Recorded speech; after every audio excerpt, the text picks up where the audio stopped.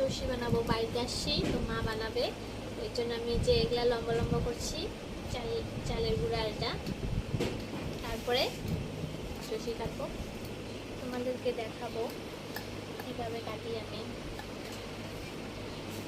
এই দেখো এতটুকু লম্বা লম্বা করে নিয়েছি, এখন কাটবো।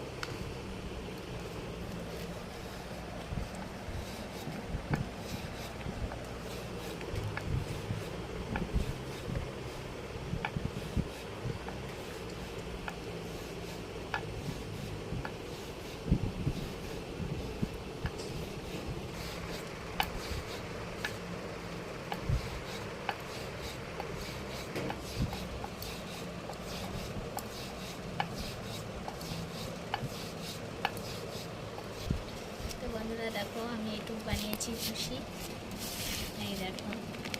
তো কেমন হয়েছে তোমরা সবাই কমেন্ট করে বলবে।